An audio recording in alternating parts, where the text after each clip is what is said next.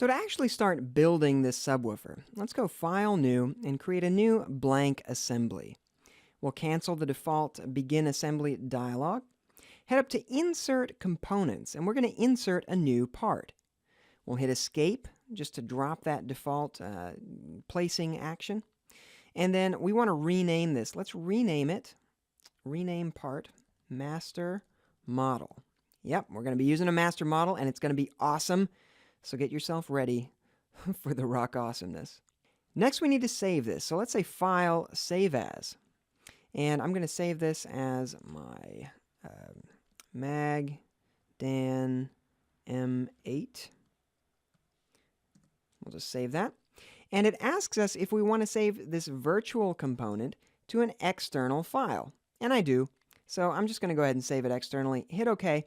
And you'll see in our folder we've created our M8 assembly, but also that master model has been saved out as well. All right, next step is to drop in our subwoofer. Now, I downloaded this from GrabCAD, right? So inside that folder, there was a bunch of stuff. There was a SolidWorks folder in there probably, and inside of it were a bunch of parts. I want you to find the assembly called 8-inch sub solid assembly, okay? And we'll just drop that into our SolidWorks assembly any old place. Doesn't matter, just dropping it in. I'll go to perspective view here, and I just want to get a dimension really quickly. So if you're not used to measuring dimensions in SolidWorks, head up to Tools and down to Measure. It's a really nice tool. There's a lot that you can do with it. And all I want to know is the outer diameter, or the OD of this thing. And there it is. So the diameter is 211 millimeters, which is just what I needed to know.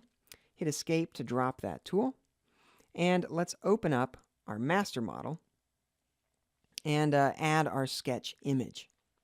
Okay, so to add that, let's go to the right plane and create a sketch. And in that sketch, we're going to add what's called a sketch picture. Now, I've added the sketch picture button to my toolbar. If you want to find it, it's in Tools, Sketch Tools, and then it's way at the bottom, way down lower than you can see on my screen.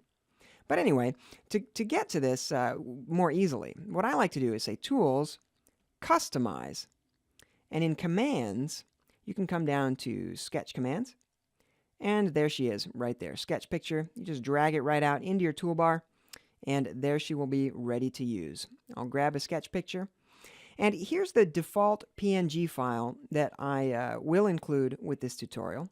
We open that up, and it looks kind of weird, right? There's just like black and gray and white and stuff. Over here in the sketch picture dialog, before we hit OK, change the transparency setting to From File. Then it'll use the transparency from the PNG image, and it looks really nice and sweet.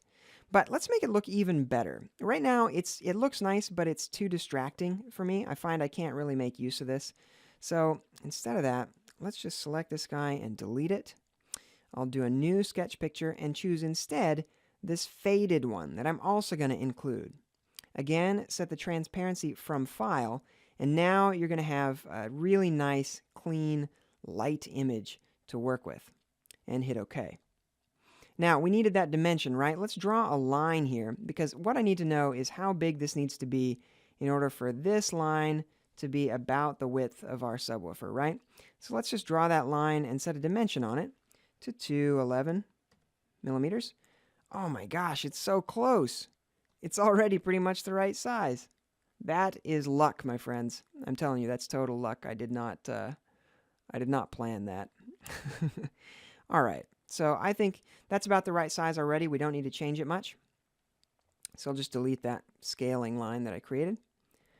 I'll edit this by double-clicking it. I'm going to drag it so that you just need to choose a place that makes sense for you relative to the origin, right? So I'm going to put this kind of pivot point on the stand as the origin point of our document. I'll just put it right there. Hit OK. And exit my sketch. And now we have a sketch picture to work with just to give us a sense of context as we're building in our assembly. Close this document, save it. We'll go back to our assembly. We can go to the right view, and now we're ready to start putting things into place.